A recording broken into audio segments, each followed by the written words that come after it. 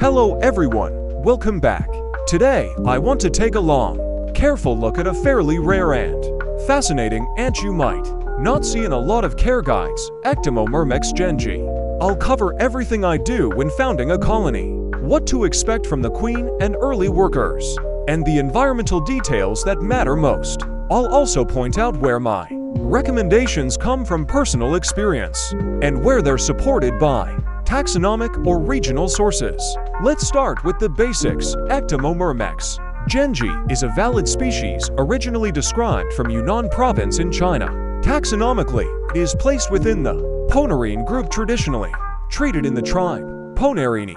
In other words, it's a ponerine ant, not one of the Formicinae or Myrmicinae types. That classification matters because Ponerine species are often predatory and can behave differently in captivity than, say, garden ants. In the wild, these ants were collected at mid to high elevations in Yunnan. The type locality is in that province, so we're working with a species adapted to a mild, highland tropical climate rather than lowland equatorial heat, and humidity choices will make for them in captivity. A few words about behavior and ecology before we get into practical husbandry. Members of the genus Ectomomyrmex are generally described as predatory. They take arthropod prey and don't usually run large, permanent recruitment trails like sugar-loving species do. They can sting and are effective hunters for their size. Keep in mind that much of the fine behavioral detail for E. zhengi specifically is sparse in the literature, so some of what follows about daily habits and preferences is compiled from genus-level descriptions plus keeper observations. 1. Setup and founding chamber. First impressions matter to a founding queen. For a test tube founding, I use the usual water reservoir plus cotton arrangement, but I add a very thin layer, a millimeter or two, of loose sandy material along the back wall of the tube where the brood will be tended. Why?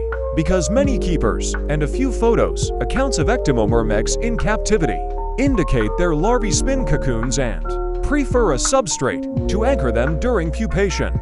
When you provide that micro substrate, you'll usually see more natural cocoon formation and fewer aborted pupae. If you don't see cocooning right away, don't panic. It can be slow during early founding. 2. Formicarium design. These ants are mostly ground-dwelling and not strong climbers, so a horizontal formicarium with smooth walls works fine. In practice, that means a nest area with compacted sand-out clay pockets and a shallow outworld arena.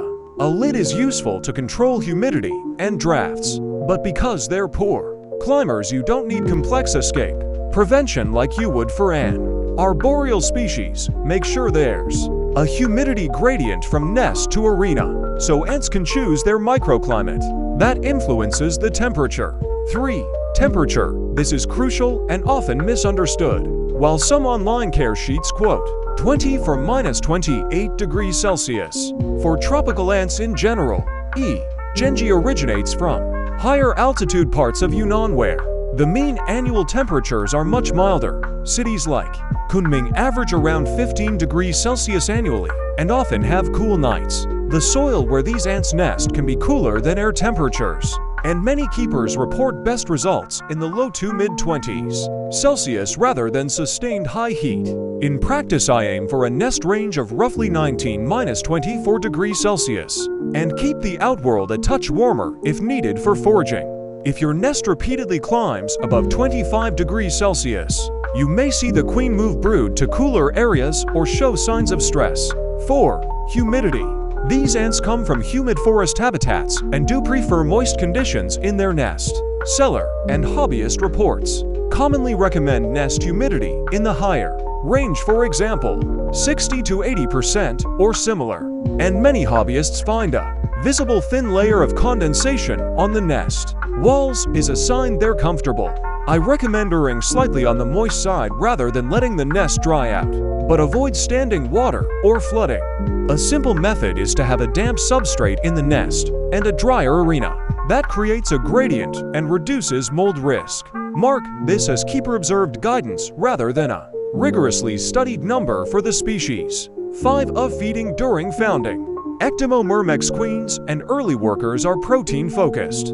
offer small pre-killed insects, tiny crickets, small mealworm pieces, fruit fly cultures for tiny queens placed very close to, or even just inside, the nest entrance. These ants are shy during founding. They frequently will not leave the nest to hunt until the colony is larger. Stuffing a small cricket body into the entrance so the queen can drag it in is a tactic that often works. For liquids, a tiny droplet of diluted honey or sugar solution is acceptable, but don't rely on sweets. Prioritize protein. 6. Behavioral quirks. To behavioral things to expect. 1.